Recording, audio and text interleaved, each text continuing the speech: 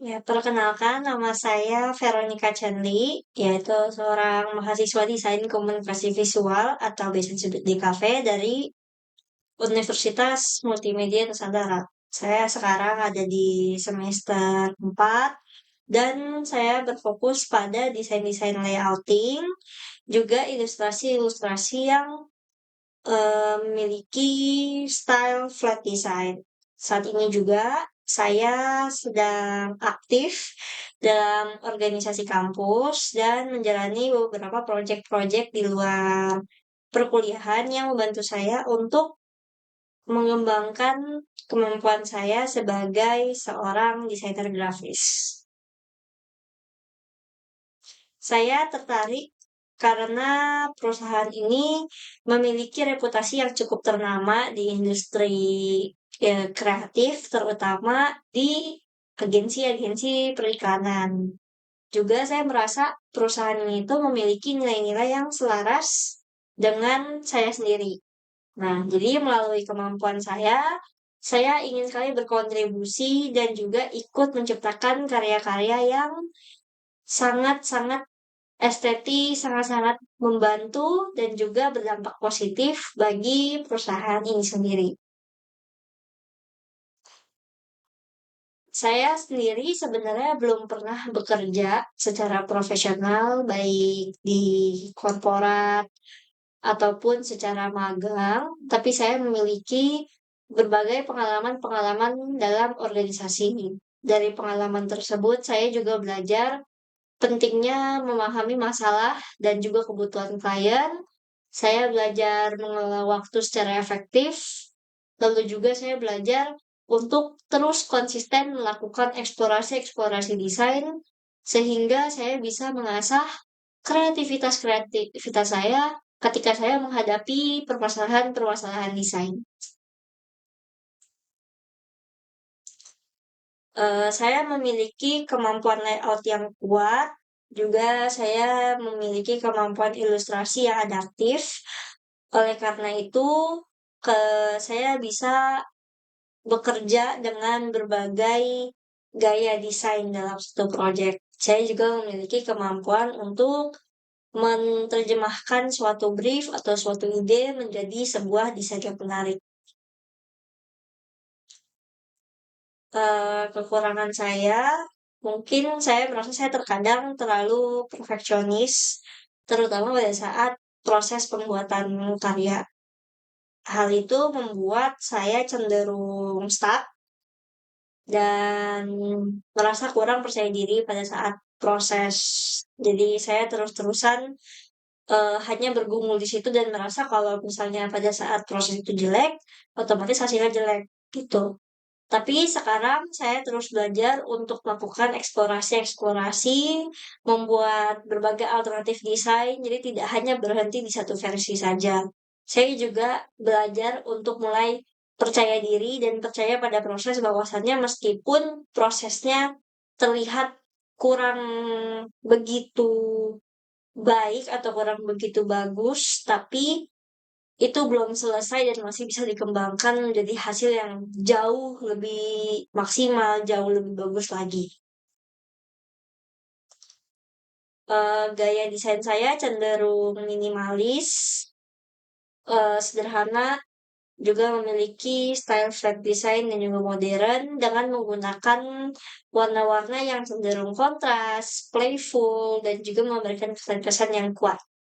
Biasanya saya mendapatkan inspirasi itu melalui Pinterest ataupun Behance, tapi saya juga seringkali mendapatkan inspirasi dari karya-karya cetak atau karya-karya digital di sekitar saya.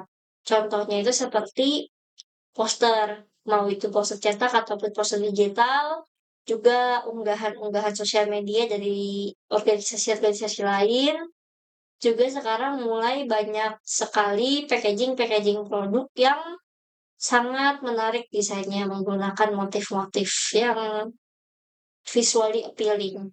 Juga masih banyak lagi.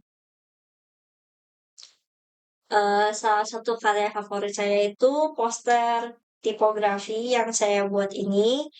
Jadi poster tipografi ini poster tipografi sebuah font namanya Montserrat.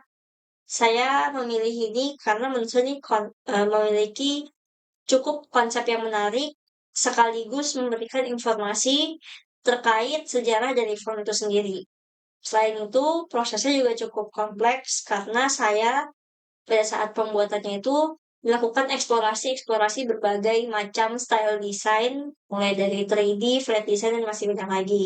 Saya juga mengeksplorasi warna-warna yang digunakan sehingga menghasilkan berbagai kesan yang berbeda-beda setiap karyanya. Cara saya adalah saya mengutamakan kolaborasi dan juga komunikasi yang baik antara anggota dengan saya dan juga antara sesama anggota gitu.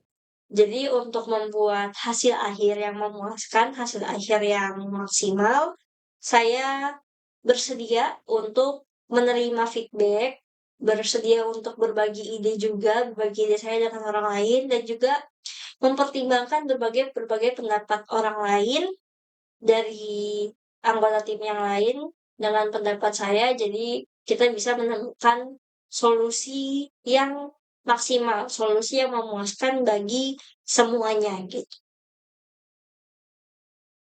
Ya tentunya pernah, dan dalam situasi seperti itu saya biasanya berusaha untuk memahami bagaimana sudut pandang klien itu sendiri. Dengan cara saya akan bertanya lebih lanjut tentang kebutuhan dan juga ekspektasi mereka. Apa yang mereka inginkan, seperti apa sih referensi desain yang ingin mereka capai, dan juga kira-kira masalah apa sih yang ingin diselesaikan. Dan jika adanya perbedaan pendapat, saya juga akan berdiskusi lebih lanjut dan saya akan memberikan berbagai alternatif-alternatif solusi yang tentunya tetap bisa memenuhi kebutuhan mereka, gitu. Saya tetap merasa masa depan saya sebagai desainer itu memiliki peluang yang cukup besar meskipun sudah ada AI.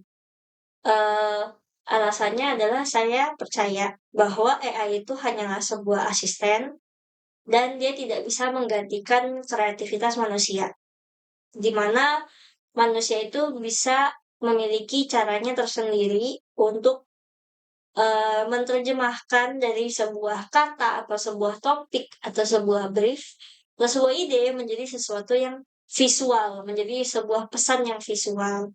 Dan tentunya cara masing-masing orang itu berbeda-beda dan mungkin tekniknya berbeda-beda dan mungkin hasilnya pun berbeda-beda. Jadi menurut saya AI tidak bisa mereplika tersebut karena AI tidak bisa eee, menghasilkan sebuah karya desain yang memiliki storytelling yang unik. Selain itu, untuk beradaptasi terhadap AI atau era AI ini, saya akan terus melatih dan terus konsisten untuk melakukan eksplorasi-eksplorasi, terus konsisten untuk mengembangkan skill saya, baik itu hard skill maupun soft skill. Saya juga akan terus melatih cara saya untuk menyampaikan ide saya secara visual, untuk menciptakan karya-karya dengan storytelling yang baik, gitu. Sekian dari saya, terima kasih.